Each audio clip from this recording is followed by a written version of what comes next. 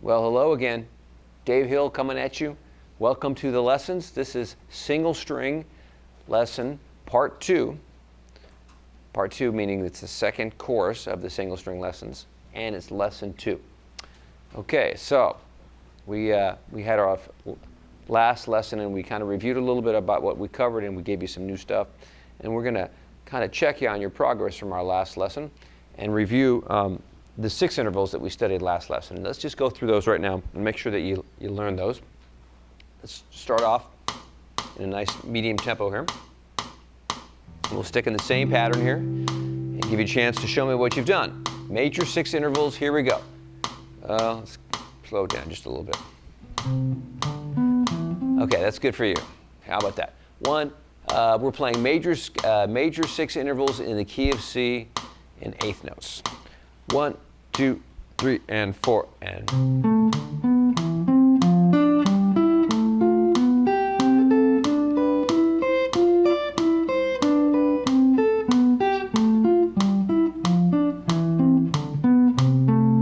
Okay, how'd you guys do? You want to try that again? Let's do it one more time for a warm-up. 1, 2, and 3, and 4, and.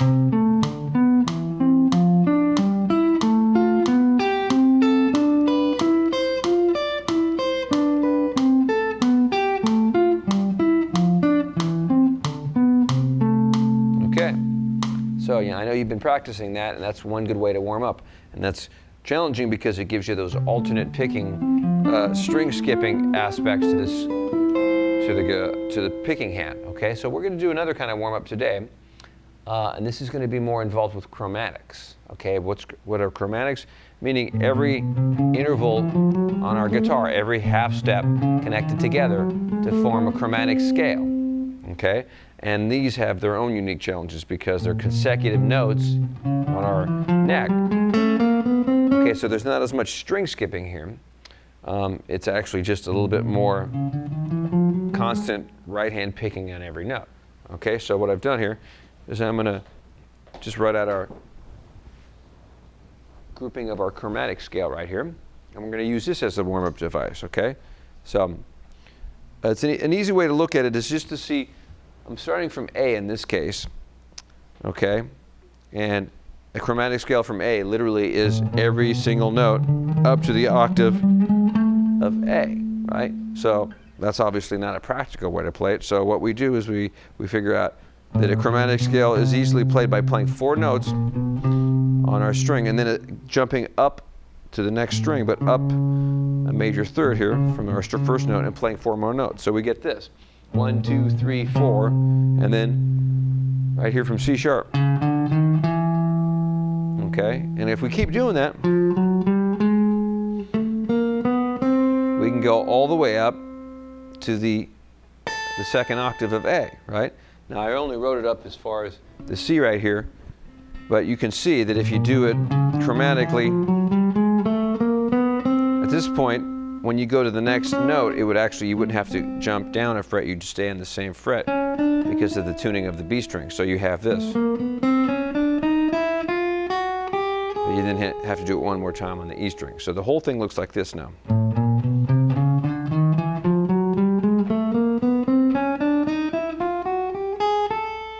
Okay, so that's chromatic from first octave into the second octave, okay? And that's just a good warm-up exercise too because it's getting your right hand really working. So let's try that together. 1 and 2 and 3 and 4 and.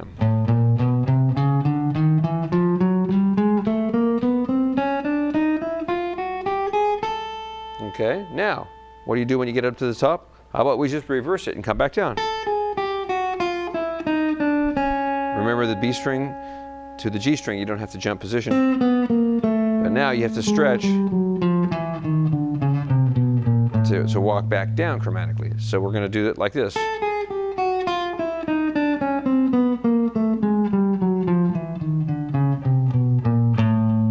Okay, so that's coming down. Now let's do it going up and coming down now. And this is just focusing on alternate picking, okay? 1, 2, 3, 4.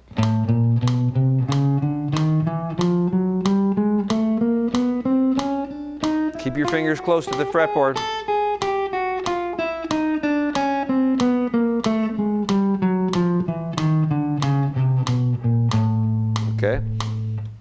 mean there? Keep your fingers close to the fretboard. In other words, I don't want you to do this. Right? That's just bad technique. That means that your fingers are flying off the fretboard too much, and they're taking too much time to come back down. So you want to poise them as close as you can,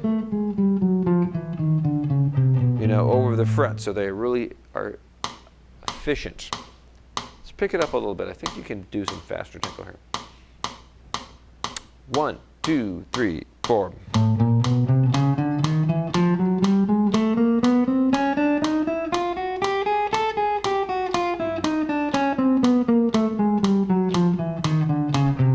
Let's do it again.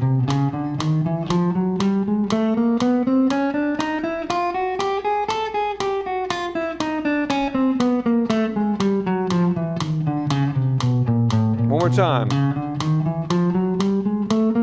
Keep those fingers close to the fretboard.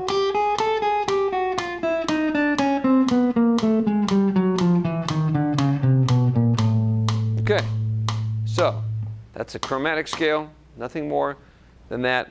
It's just every consecutive note of our musical system, but it's really good for just getting your right hand, if you're a right-handed guitar player, warmed up, and getting your alternate picking really synchronized with your left hand, okay? So we're going to perform a variety of different warm-up exercises, and I want you to go back and review some of the ones we've already had before and put those together in a little practice routine for warming up, okay? So let's go to our next part of the lesson. I'll see you in a second. Okay, so now we're back. I've got some more material for you to work on, and I want to talk about some of the things that we learned on our last course, our last lessons in our previous course of single string, and put those back to work on our playing. So you remember that we learned triad arpeggios in our lessons, okay? And what's a triad arpeggio? A triad arpeggio is simply the notes of a chord, in this case, let's say A minor, okay, but played as a single note musical event instead of a chord like one strum where all the notes are struck at the same time. A triad arpeggio would be more like this.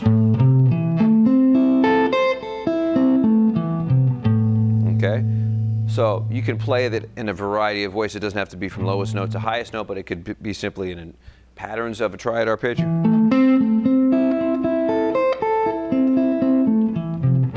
Okay, but it's still nevertheless called an arpeggio. Okay, so it's very effective at making the notes of a chord stick out in a melodic way. Rather than playing them like that, they kind of have more of a melody.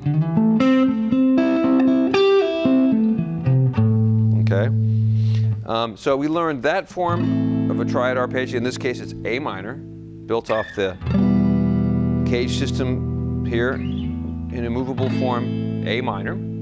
Okay, and then we learned another form built off the fifth string root, another minor triad, and that would look like this.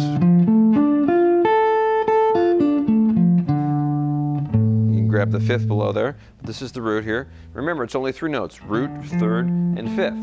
So it's root, third, fifth, and 2 octaves. In this case, root, third, fifth. Okay, so A minor going to D minor. Sound good together, right? Okay, but we didn't just learn minor triads, we also learned major triads. I'm just showing you some of the combinations we're going to use in our next example here because they sound good together. We also learned major triads too, right? So now I have, in this same position, an F major triad, okay? So this is based off the form from a C shape. Now I'm playing it up here in F, and it fits just perfectly on our left hand. Root, third, fifth, root, third, fifth. And we've got a third and a fifth below here. Okay, so together we can really play these arpeggios and make them sound part of a nice solo. Okay, we can put them together.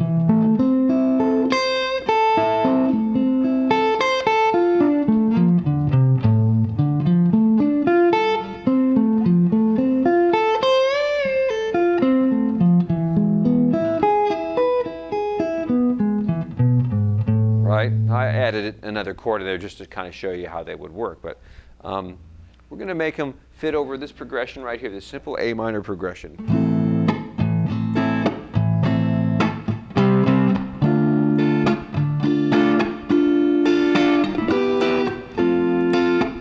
So you have an opportunity to play them.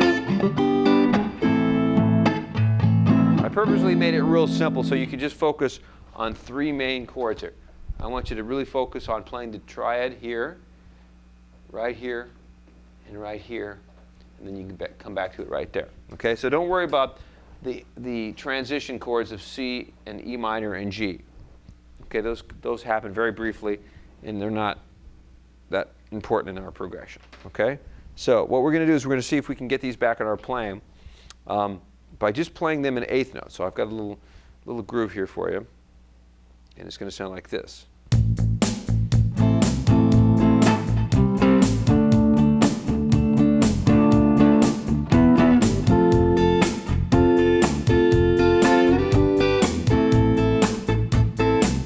Okay, so if we did it in eighth notes,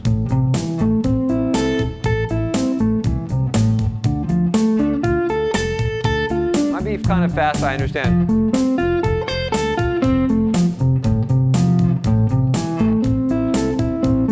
Let's do half as many notes.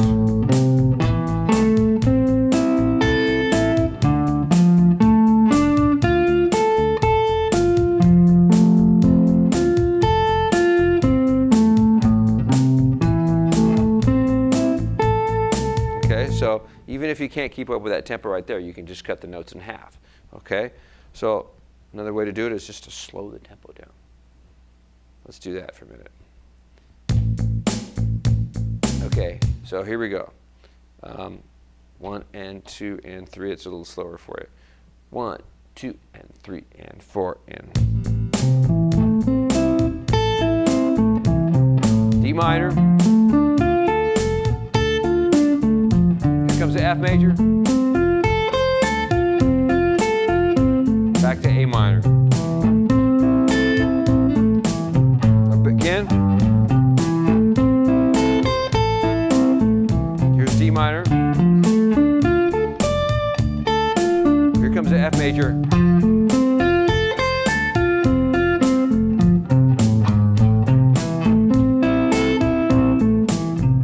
Okay, so no one says that they have to be that straight up and down. I'm just trying to give you a practice routine over the simple progression. Really what you want to do when you start making these more interesting and more musical is you blend other things into them. Right? You just don't play straight triads up and down and just stick with that. You try to blend in other things. So what we would do is we would also use the minor scale that I've written out right here. You can see that on the far right here and on the bottom, I've written out an A natural minor scale.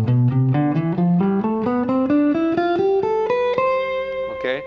That scale is going to fit perfectly over our progression as well.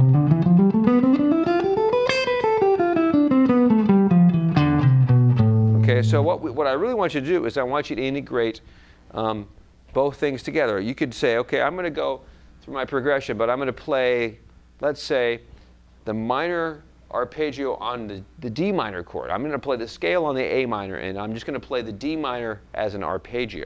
So I'll be able to kind of blend the two things together. See if I can do that. Okay? So here we go. 3, 4, scale. Now here comes the arpeggio. Back to the scale.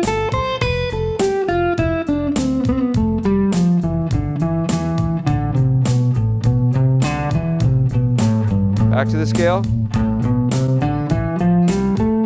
Here comes the arpeggio.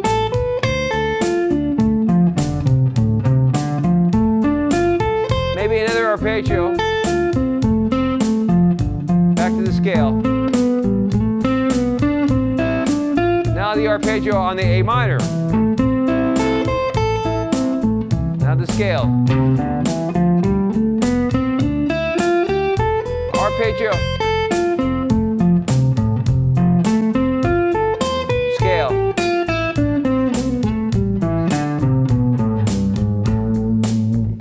So now what I'm trying to do is force myself to make these transitions and these shifts back and forth between chord sounds with the triad arpeggios and scale sounds. Okay? And even right then, it doesn't quite sound as musical as it could be because all I'm doing is just keeping steady eighth notes, right? I'm not using any rhythms and I'm not using any space. Okay? And that's what the next step would be, is try to make it musical by using interesting rhythms and using some space, okay? So when you put all that together, then you start to get into some more interesting and more musically appropriate kind of playing, okay? So let's make that a little bit more musical now. So here we go. 3, 4.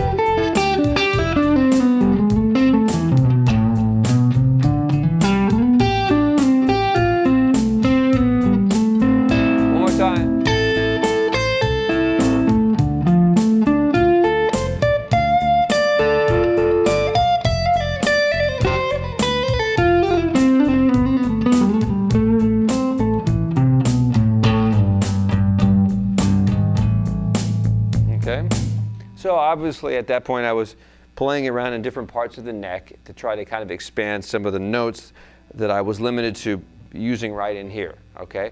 But the concepts that I'm trying to compress in this lesson are important to understand.